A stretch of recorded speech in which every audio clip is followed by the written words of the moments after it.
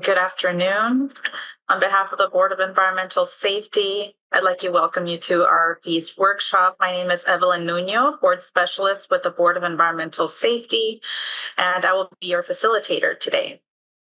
Our Public Outreach Manager, Sheena Brooks, will be monitoring the Q&A, and our Board Specialist, Courtney Bailey, will be assisting with adding resources for us in the chat. And the chat, this function will not be available for participants, but I'll go into that a little bit later on how you can participate. But before we begin, I just want to go over the few housekeeping items we have today. Next slide. Good. Thank you. Meeting materials for this workshop are posted online on our BES meeting website. And here you can find helpful links about the board's authority on fee rate setting and DTSC fee payer resources. You can also find recordings and materials from our previous fees workshops under past meetings from April 26th and May 31st this year. Next slide. I'm sorry, for Zoom webinar logistics, it's on the same slide. The recording for today's workshop will be posted online in the coming weeks. So by your continued participation today is acknowledgement that you are being recorded. And all participants will remain muted, and the only video screens shared will be of the facilitators and presenters today. If you'd like to use closed captioning, you may turn this on or off by using the More menu at the bottom of your toolbar.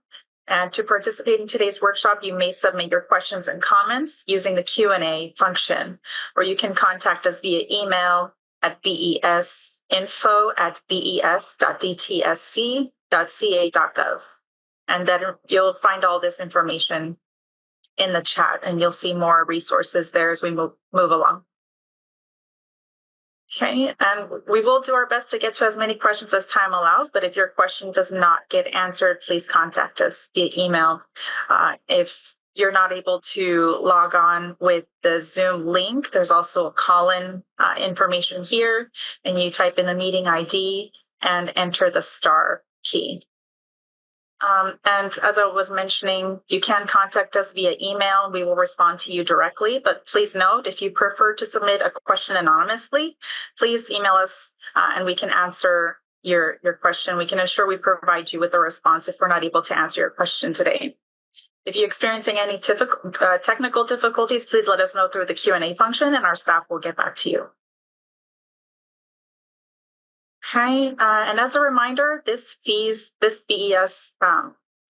workshop is being hosted by the BES Fees Subcommittee, and those members include our board chair, Jeannie Rizzo, board member Sushma Bhatia, with BES staff support, Executive Officer Swati Sharma, our senior board staff engineer, Linda Ocampo, our board counsel, Greg Forrest, and our environmental program manager, Firdos Mirza. Next slide, please. And I also want to acknowledge the DTSC financial planning team who have been very helpful throughout the fee rate setting process and have participated in previous fee workshops with the board this year. And that is Brian Brown, Chief Financial Officer, Catherine Grant, Fiscal Policy and Process Improvement Manager. And I'll note that Brian is joining us today to answer questions during the Q&A session. And this concludes the introductory review. I will now hand it over to Board Member Bhatia to go over the purpose for today's workshop, what will be reviewed today, and into her presentation. Great. Thank you, Evelyn. Hello, everyone. I'm Sushma Bhatia again, a member of the Board of Environmental Safety. We are going to spend the next 45 minutes or so talking to you about the fee considerations and recommendations we as the fee subcommittee are making to the broader board. So next slide. The purpose of this presentation is to provide all of the data and the factors that we have available and that we are using in the process of assessing the fee adjustments. You will hear today some scenarios that the subcommittee is proposing and will present to the full board for consideration at the end of this month. As a reminder, we are going to vote on a fee scenario during our board meeting coming up later in August. As we present the content today, know that we are building on all of the workshops we have hosted in the past and the memos we have presented. So know that there will be a little bit of overlap from the content we have previously presented, but our goal is to make sure that you understand all of the fee scenario options and the data and the considerations we took into account in making our recommendation. So first and foremost, we're going to start at the very beginning. And as I said, I'm going to repeat some of the foundational context that we've covered in previous workshops. We as a board have the fiduciary responsibility to keep DTSC solvent. And this responsibility was included in SB 158 that created our board. So we want to align in fulfilling this mandate, we want to align with our core principles of transparency and accountability, and which is why we're sharing all of this information repeatedly through multiple venues. And as you may have noticed, as we've progressed through the course of the last few months, we have shared with you information that has become available to us. Today, we want to hear your comments and any questions, and we want to be able to take those into account when we have our broader discussion at the board meeting coming up at the end of this month. And again, we will be voting on a fee scenario there. Next slide. More context setting here. You all know this, but fees were last modified through this SB 158 mandate that I spoke to you about earlier. Last year was the very first year that DTSC was able to, through CDTFA, collect fees under this new structure. And we now have a full year's worth of data to assess whether this fee structure and the collected revenues are sufficient to sustain DTSC's programs on an ongoing basis. So this is a really critical consideration we're using in thinking about fees for the next fiscal year. I also mentioned that our core responsibility is to make sure that DTSC remains solvent. What this means is that we have to make sure that our fee structure is robust, it's able to sustain the programs on an ongoing basis. A very important reminder, we kept the fees unchanged in the last year. We did not institute any cost of living adjustments, also called COLA adjustments in the last year. So as a board, we are holding DTSC accountable to meeting the director's priorities and the strategic plan topics. It's also our responsibility to make sure that they are adequately resourced to meet all of those priorities, which is why we've been working very closely with DTSC's finance department to monitor the revenues collected and to track any gaps that they are seeing and formulate a plan to address them. Next slide. Again, starting at the basics, we've covered this before, but you will hear these three different fees referenced in the course of the scenarios. So I'm reintroducing them. There are three different types of fees collected today. There is a generation and handling fee, a facility fee, and an environmental fee. These fees are collected on behalf of DTSC. They're collected by CDTFA, and CDTFA stands for the California Department of Tax and Fee Administration. Next slide. All right, so those three fees that you saw in the earlier slide maps or the fees for those three types of fees are collected and deposited into three different fund accounts. And those are what you see here. For example, the generation and handling fee gets deposited into the HWCA account. Facility fee maps to HWFA account, and then the environmental fee to the TSCA, also called TOSCA account. The reason we're providing you this granular level of information, it's because we individually monitor the health of each of these fund accounts. And we have to make a decision related to adjustments for each of these three fee types based on the health of each of those funds. Next slide. Okay. So as we think about fees, these are the various factors that we consider when making fee decisions every year. So starting at the top of the list, appropriated amounts are set by the legislature. They reflect the amount of funding DTSC requires to run its programs. So this is a very critical number because we have to ensure that the fees that are collected on a yearly basis are meeting the appropriated amounts.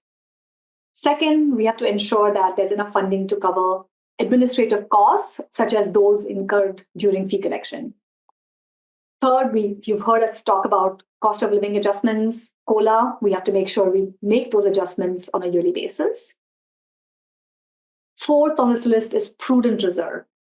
It is important for us to, as a board, build a reserve for unforeseen situations that may create shortfalls in the future. A shortfall simply means a gap between the appropriated amount and the actual revenues collected within that fiscal year. Shortfalls can happen for various reasons. They can happen when we don't collect the revenues that we anticipate. These might be because of externalities that we cannot control. There could be macroeconomic factors and other such factors. But our goal as a board is to make sure there is a prudent reserve so that we protect fee payers from any shocks. Lastly, and most importantly, we also have to make sure to consider loan repayments and take them into account when making fee decisions. We have to make sure we have enough of a surplus or a reserve amount to be able to pay back any outstanding loans. And today there is an outstanding loan that DTSC was provided last year to address a generation and handling shortfall that was anticipated at that time. And so we know that we have a $40 million outstanding loan to return. And we have to plan for a loan repayment. Next slide. All right. So earlier you heard us talk about the factors that we have to look at every year. In addition to all of those factors, I think what is critical for us to consider as we make fee decisions for this year is that we have a generation and handling fee shortfall. And this shortfall, we previously spoke about a Bay revised proposal that included a list of provisions that will help us reduce shortfalls that are projected into the future. These were adopted into the Budget Act. Some examples of those provisions include more funding for CDTFA to conduct audits and to increase compliance rates. Another example is that there are provisions in the Budget Act that clarify how exemptions are intended to work, so that ultimately we are reducing instances where businesses are inadvertently self-exempting themselves. So with all of these provisions, our goal is over time, the shortfall will start to reduce. But we still have to make sure that in making our fee recommendation, that we're able to correct for what we call a structural deficit. Let me explain again what a structural deficit is. We had a shortfall in the G&H fee revenues last year, which necessitated this loan. We have, or we anticipate, we had a shortfall this year, and we anticipate a shortfall next year. So what this is telling us is that there's a pattern of shortfalls, and this is what we call a structural deficit. All right, so these are the additional considerations we are taking into account as we go into fee discussions. Next slide. So in summary, these are the various data points that we have looked at and in making our fee scenario recommendations. I'm going to start with the top of the list. We spoke about generation handling fee shortfall. We need to make sure we have a provision to pay back loans. We have to make sure we maintain a prudent reserve to protect from any future shocks. And we have to take into account cost of living adjustments. So all of these are at this point, they're largely known. And these are the factors we used in working with DTSC's finance department to evaluate various fee scenarios and to ultimately make a recommendation. Next slide. I'm now going to speak about fee rate caps. This is something that we have not previously discussed, so we're going to spend a few minutes talking about that. Next slide. So fee rate limits are essentially fee caps. So I'm going to use the word, and we're all going to use the words caps and limits a little bit interchangeably today. The board is required to adjust fee rate limits. So these are the fee caps every year. So on an annual basis, we're going to revise them. And we are required to revise them based on the previous year's cost of living changes as reflected by the consumer price index. And once we make the adjustment and set the fee rate limits, they serve as an upper limit for our fees. And the intent here is to keep raising the upper limit every year to keep up with the cost of living changes. But once we adjust them, we have to make sure that our fees remain within that limit. And once we adjust them, we send the notification to CBTFA, and that will happen October 1st. Next slide. So how does this rate limit adjustment work for this year? We will wait until the Department of Industrial Relations publishes the CPI for June, because that's the data we're going to use, is the CPI data from June 2023 and the CPI data from June 2024. We apply the difference between these two CPIs and we adjust the rate limit by that amount. We don't know exactly what that amount is, and we're still waiting for information from the Department of Industrial Relations. With that, I'm going to hand it over to our board executive officer, Swati. Swati is going to discuss the fee scenarios that we as a fee subcommittee have developed. Just as a reminder, the fee subcommittee includes 2 board members, Jeannie Rizzo and myself, and several of our board staff. That includes our board EO. So we and our staff worked closely together with DTSC's finance department to prepare these fee scenarios. You will hear from Swati 3 options in consideration based on the many scenarios we considered through the process of assessing fee adjustments and making a recommendation. With that, handing it over to Swati. Thank you, Member Bhatia. My internet is a little bit choppy, so I'm actually going to keep my camera off, and I'm going to ask Evelyn and Corin to let me know if folks still can't hear me. So thank you, Member Bhatia. As Member Bhatia stated, I will be reviewing what the current fund conditions are for each of the 3 funds, as well as the 3 fee rate scenarios that the board has considered. And also, I will be sharing what the BES fees subcommittee recommendations are for each of the fee rate scenarios for the full board. Next slide, please. So several of these slides were shared during our August board meeting and were also attached as an appendix during that board meeting. So I will be going into a little bit more detail on the information in these slides. So for fiscal year 24-25, DTSC has projected the following 3 fund balances. For the HWCA fund balance, which is funded by the generation and handling fee, it is projected that there will be a $2.9 million deficit. For the HWFA, which is funded by facility fees, there will roughly be a $0.9 million deficit. And for TSCA, which is funded by the environmental fee, there is projected to be a revenue of $4.2 million. Next slide, please. As Board Member Bhatia shared, there are a number of factors that the board has considered when looking at the various fee scenarios, which includes a floor of what would keep the fund solvent, scenarios that would allow for cost of living adjustments, and a reserve. And then on the other end, what is the ceiling? What is the uppermost limit that the board is allowed to go to? Without sounding repetitive, these are the considerations that were applied for all three funds. Also, to reiterate that the board did not increase fees last year and did not increase for cost of living adjustments as well last year. So now that cost of living adjustment is being taken into account essentially for 2 straight years.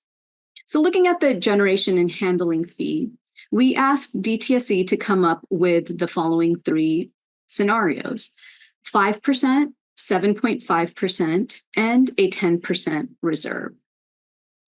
Next slide, please. For generation and handling ratepayers, you can see what the increase would result for each of the 3 scenarios. The subcommittee reviewed additional scenarios, and the BES subcommittee is recommending to the full board to go with scenario 1, which is the 5% reserve. And the reasons are as follows. The reserve amount allows for the HWCA fund to be solvent. It also allows for adjustments to cost of living and for a prudent reserve, while also having the least amount of impact on businesses of the 3 scenarios provided. Next slide, please. Similarly, we asked DTSC to come up with 3 fee scenarios for facility fees. The 3 scenarios that the subcommittee looked at were the same of 5%, 7.5%, and 10%. And again, without sounding too repetitive, it was the same factors of cost of living, prudent reserve, and keeping the funds solvent that the board considered. Next slide, please. For facility fee scenarios, you can see there's a number of different categories, and this actually spills over onto 2 different slides. For this fee rate, the board subcommittee has also recommended scenario 1, which is the 5% reserve, and also for the same reasons that the 5% reserve scenario allows for this account to be solvent. It allows for cost of living, prudent reserve, and also of the 3 scenarios that were looked at, it would have the least amount of impact on businesses. I know there's a lot of information here, so I will take a moment to allow you to look at the different numbers. Next slide, please. So this is also still the facility fee scenarios for the standardized permit, post-closure permit, and some additional transportable treatment units. All right, next slide, please. Lastly, looking at the environmental fee, as shared earlier, the current fund balance is $4.2 million. And the board looked at the same 3 reserve scenarios, 5%, 7.5%, and 10%. Some may ask, why is there a need to increase if there is a fund balance of $4.2 million? But as you can see in this slide, while there is a fund balance, there still needs to be an increase that would account for, again, the cost of living adjustment and prudent reserves that need to be accounted for. So that is why we are looking at these 3 scenarios, because even with the 5% reserve, there still would need to be roughly $2 million in additional revenues required. Next slide, please. And for this fee scenario as well, the BES subcommittee recommends to the full board for scenario number 1, which is the 5% reserve, for all the same reasons that this fee needs to be solvent, this fund needs to be solvent. However, we still need to adjust for cost of living and prudent reserve without having bearing a burden on businesses. Next slide, please. As previously shared, here is our illustrative fees calendar. Currently, we are in Q3 where we are holding a public process and listening to your feedback. As previously shared, we've held a number of workshops and board meetings to take public input. we have the board that will be voting at our August 29th board meeting. Next slide, please. At the August 28th and 29th board meeting, the board will vote and adopt fee rates, as well as the fee rate limits. And after that, through the month of September, the board goes through the emergency rulemaking process. Finally, on October 1st, the rates are adopted, BES notifies CDTFA, and in November, the first set of fees will be owed.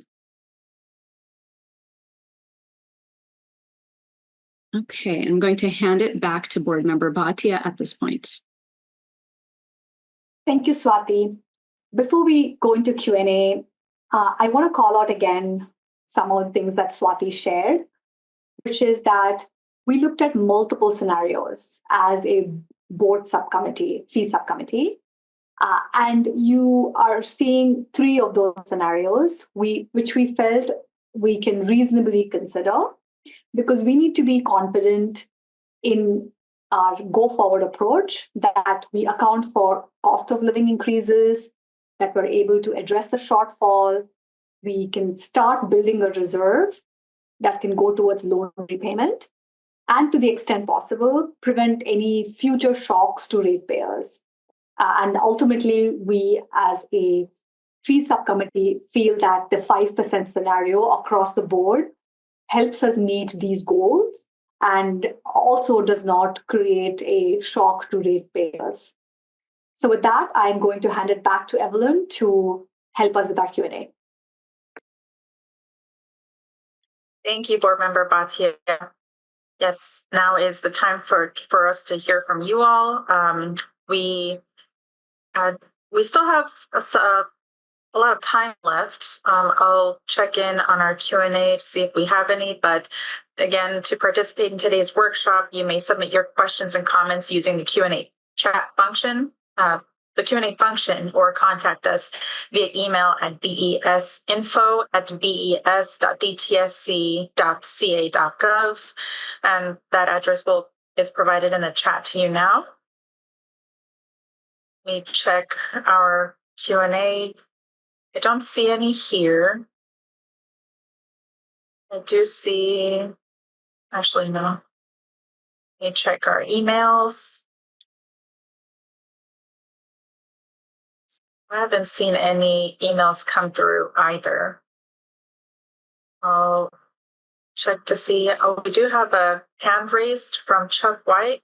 Chuck, if you can please submit your question through the Q&A just so that we can capture the question. I'd really appreciate that.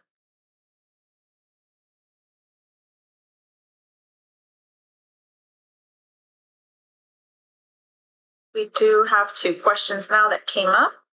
The first question is an anonymous question, but it asks, will the adjustments be done by the November prepayment deadline? I'll open that question up to anyone that would like to answer. I can take a shot at that if you like, Board Member Bhatia. Yes. So the answer is yes. That the as the board adopts these rates, the cycle is that is done by October 1st, so that those rates will be effective beginning for the November prepayment as well as for the final payment due in February. Thank you for that, Brian. And I do see another question by Kelsey Jessup. Is there any plan to grandfather in projects that were awarded ECRG or Equitable Community Revitalization Grant funds, but did not account for these increased fees in our budget and thus don't have funding for this? Evelyn, I can get us started, and then Brian, I would love for you to add. Our role as a board is to make sure that we keep these 3 funds that we talked about solvent, which in turn ensures that the underlying programs that these funds support, they continue to be served and maintained.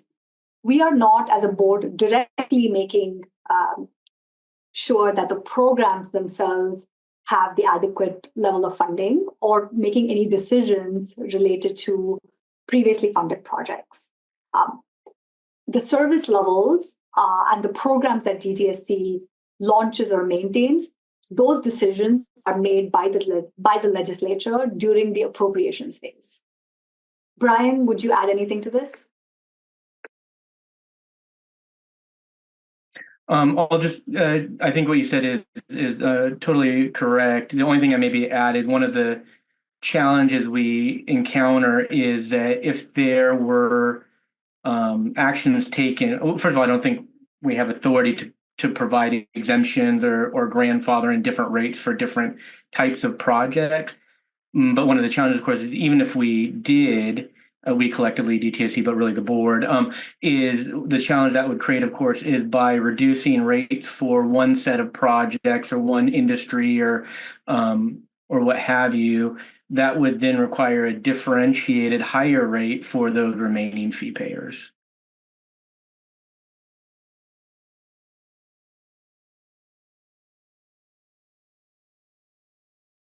I'm sorry, I was muted. Thank you so much for answering that question. I do see a question by Chuck White. Now, he sent it to us in the chat.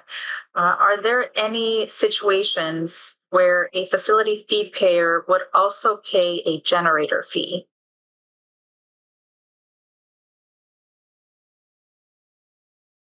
I can take a shot at that. So the generation and handling fee would apply to waste that is generated at a permitted facility that is not treated on site, but is manifested and sent off site. But it would not be the for permitted facility that's just handling, treating waste that is sent to that facility. They would not be responsible for that generation and handling fee for that waste. Sounds good. Thank you.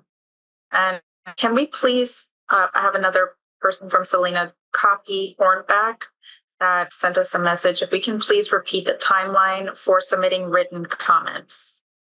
I'm not sure if that's for BES or for DTSC, but I know that there are resources for both. I can chime in on that. We will be taking public comments up until the board meeting, and we'll take public comments at the board meeting itself. So our board meeting is August 28th, 29th. So you can submit written comments up until then, and then also comment at the board meeting, since this will be an agenda item as well. And I believe we have a link or a resource at the end of how to get in contact with us. Brian, is there a way that someone can submit comments or fees to DTSC? Yes, so that would probably best go to our fees inbox, which I can copy into the chat in just a moment. Thank you. Going back to other questions, we have received several more. From Christina Graulau, please excuse my pronunciation if I'm not pronouncing it correctly. Why was the EVQ process modified to require volumes and exemptions? This is part of the CDTFA filing process and was most confusing. All right, I can take that one as well. So one of the key challenges that we identified over the last year and was part of our May revision generation and handling fee proposal was that we identified that we had multiple data sets that we had to rely on to reconcile to make sure that those generators out there that are generating waste were paying the fees that they owed. And so the data challenge we ran into is we realized that we, DTSC, manage and have direct access to certain hazardous waste manifest data and generator data through EVQ. And CDTFA, though, has the data set on the actual fee payment and on the returns. The problem is those systems were largely not meant to communicate with each other. So and that makes both analysis of waste generation and fee payment difficult, but it also makes it more difficult for us to and CDTFA to do effective oversight to ensure compliance. So we've taken several steps, and we'll be taking more over the coming months to working again with CDTFA to make some improvements to those data systems so that we both have better data, both us and CDTFA, as well as to make sure that those data systems now have some cross-tie so we can compare the data in those different systems. And so that's really the intention with some of the current reforms in EBQ. Thank you, Brian. And our next question comes from Chris Maurer. Just to clarify, the recommended scenarios don't yet include the CPI adjustment, correct? Also, can you please differentiate between addressing COLA for 2 years versus adjusting annually to reflect increases or decreases in COLA during the prior fiscal year as measured by the CPI issued by the Department of Industrial Relations? He says, I'm a little confused about how the COLA adjustment would apply to 2 years. So again, the initial question is, do the recommended scenarios apply the CPI adjustments? Brian, do you mind taking this question? Thank you. Yeah, that's a good question because, and I'm glad, Chris, that you asked, because we do talk about CPI and COLA really in two different contexts, and I think sometimes they do get a little bit conflated. So maybe, hopefully, to clarify a bit, one is there is the requirement on the board that they adjust the fee maximum rate for each of the 3 fees by CPI. That's done on an annual basis, this year being the first year that requirement is in place. So the idea there is that each year, the maximum rate that any of those fees can be set at has to be adjusted for inflationary costs. Where the board ultimately sets those rates, it can be anywhere below that maximum level. Separately from that, one of the issues that we look at when we're trying to estimate what our costs are going to be in the coming fiscal year is we need to account for the fact that there are standard budgetary cost increases that all departments face, most notably the costs associated with salary and benefit increases for all of our employees as those are negotiated. There are some other more technical things like pro rata, which are just our department's share of broader oversight agency administrative costs. Those just on a regular basis, routine basis, go up every year, and we need to make sure those are accounted for in our budget projections because it's appropriate for the fee revenue to cover those costs. And so we do build those costs into our projections for the coming year. Thanks again, Brian. Our next question comes from Christine Wolf from Waste Management.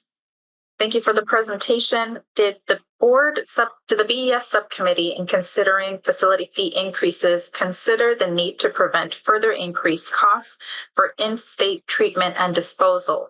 Increased facility fees do contribute to export of hazardous waste out of state to facilities that are not regulated by DTSC and do not pay fees to the department.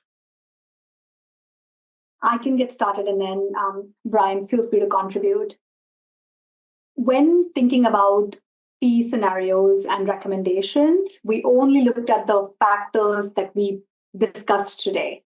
That was included specifically for each of those 3 types of fees. Are we collecting enough fees to make sure each of the funds that the fees get deposited into, are they remaining solvent?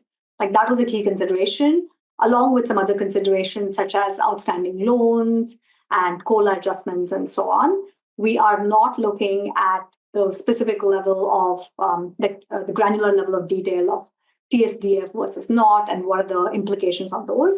Within the deck, you also saw the implications of the fees adjustments on the various tiers of businesses, and we're sort of looking at the fee adjustments on that holistic level or tiers level.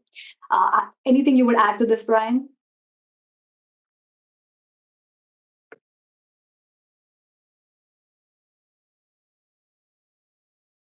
No, I'm sorry. No, I think you covered it well. Thank you.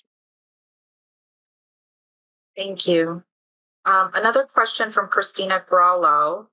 Isn't SB 158 also triggering regulations to be written how to address the reporting of values and the exemptions? As a TSDF, I assume that's a type of facility, doing on-site treatment and receiving waste from off-site. We want to be involved with this process. So does SB 158 trigger regulations to be written for how to address the reporting of volumes and the exemptions? Yeah, I can take this if you like, board member. The SB 158 did provide us some emergency rulemaking authority in a couple of areas. And so one of it is around establishment of certain penalties, the establishment of a exemption review process, and then also some regulations around reporting into EVQ. And so, yeah, that will be a public process. We haven't released those yet. That should be happening in the coming months. And so there will absolutely in the SB 158, while we're given emergency rulemaking authority with it, which allows us to expedite the implementation of those regulations that will be developed. There is an explicit requirement that we have a public process, and so there will absolutely be an opportunity for stakeholders to engage and have input. Thank you, Brian. And another question from an anonymous participant. It says, DTSC's mission is to protect California's people, communities, and environment from toxic substances to enhance economic vitality by restoring contaminated land and to compel manufacturers to make safer consumer products. Shouldn't this be taken into account for determining fees, i.e., considering programs that DTSC has in place to drive cleanups? I can start responding to this question, and Brian, please feel free to add anything.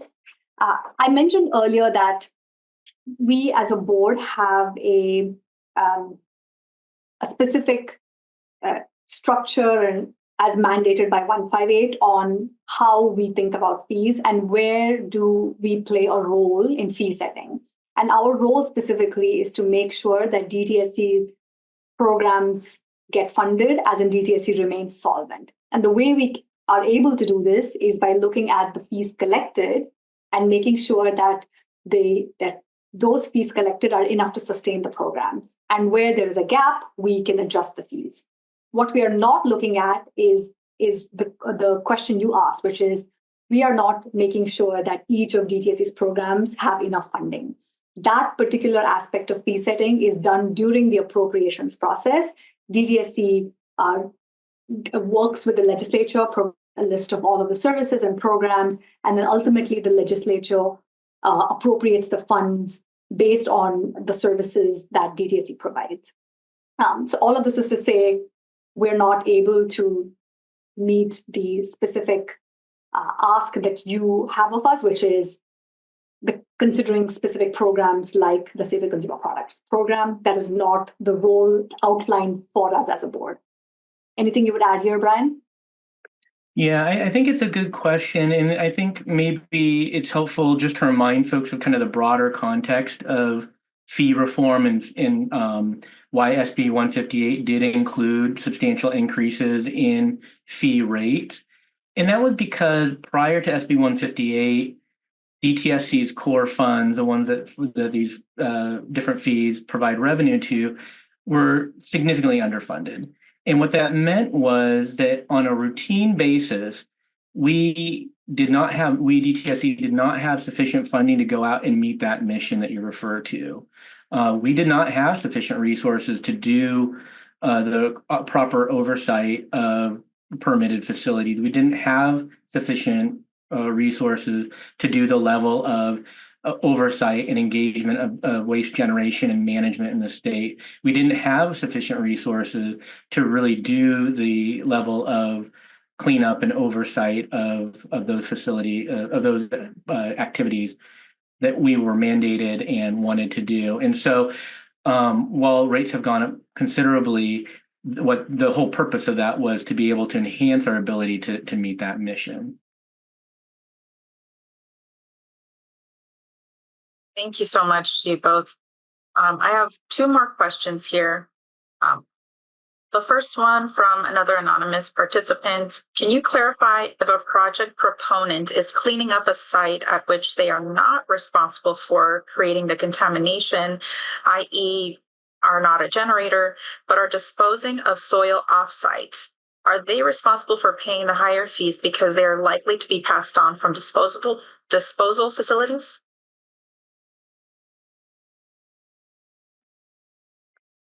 So I'll say, I think for any particular project, I'd highly recommend that folks contact our fees unit.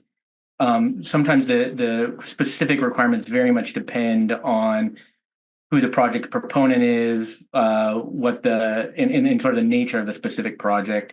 And so I want to be careful about not maybe providing a generalized answer in this case. Just so that I know, we're putting the right contact in the chat. Is the fees unit at can be emailed at fees@dtsc.ca.gov? Yes, that's right. Great, thank you. Okay, and the last question that I have is from Christina Graulow. DTSC has also the annual and biannual reports with GM and WR data. I don't hear a question, and I'm not sure what GM and WR data are. I'll look to the presenters if they understand this question. If not, let me know and I can let Christina know to email us. I'll admit I'm not sure what I can't recall what those particular acronyms refer to. We do have an annual fee summary report that is always available on the DTSC website, but I'm thinking,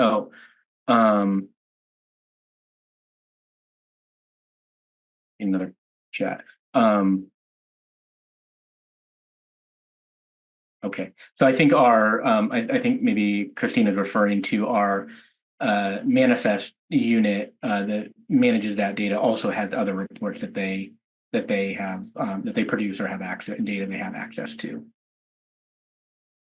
Okay, great. Thank you for that, Brian. I have another question from Chuck White. If an offsite treatment facility received waste generated by another party who pays the generation and handling fee, why does the treatment facility have to pay a second generator fee for the treated residual derived from the generated waste from a generator who previously paid a generation and handling fee on the original waste? So again, this may be another one where it's important to kind of make sure if there are particular instances, cases that talk with our fees unit and our and with CDTFA. As a general rule, though, the waste should not be paid on twice. It would just be the original generator that would be paying the generation and handling fee. But I think it also depends on at a particular site if that waste is being utilized and reprocessed in another way, and then a new waste stream is created because of that. That can also be a factor. Okay, thank you. And I see that Swati wanted to add a little bit to the question about CPI, whether or not this is something that was included in the scenarios, I believe.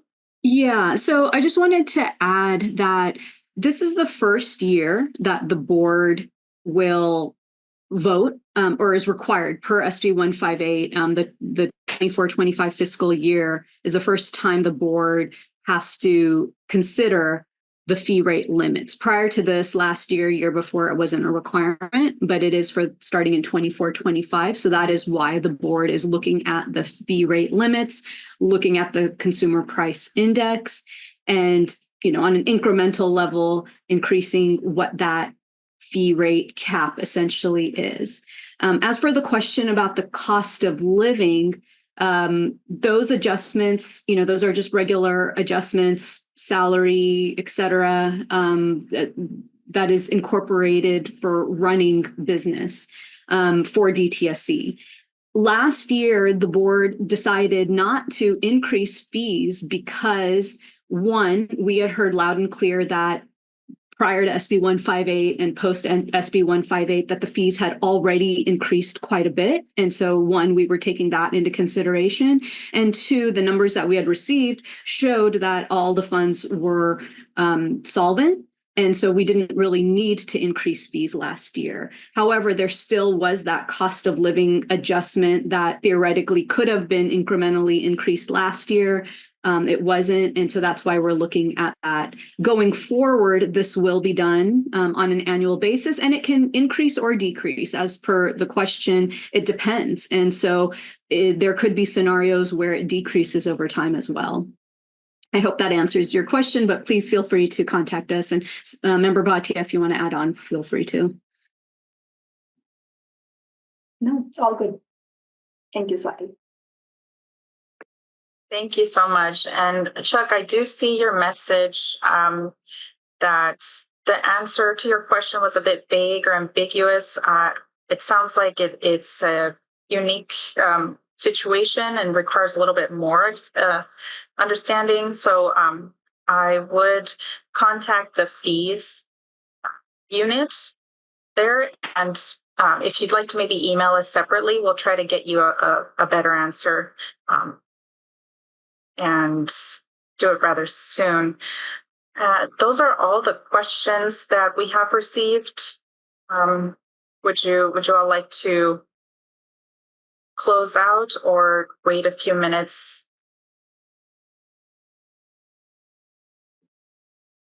I think we can just give it a minute and then close out. And just to maybe in the meantime, Evelyn, you can share our resources. Yes, thank you. I do see another question about our slides. Slides are on our website. If you can please put that into that link into the chat one more time so folks have that. And I did want to share these resources that are also available for any general fee information. There is the fee payer resources website from DTSC, and also with the CDTFA, there's a link to the hazardous substances fee link. And there's also fact sheets, some helpful fact sheets for the generation and handling fee and the environmental fee. Okay, and I know that a lot of information was shared today, so any other links and resources can also be found on our BES meeting website. Can we please share that link once again? And like I mentioned, these two handouts are available on DTSC's fees website. They're also found under materials for our past meetings under CDTFA. Okay, I do see one question that came up from Chris Moore. Oh, I think it was just a acknowledgement thanking Swati and Brian for your clarifications, that they were really helpful. All right. I don't see any hands raised. No more questions in the chat. Or in the Q&A.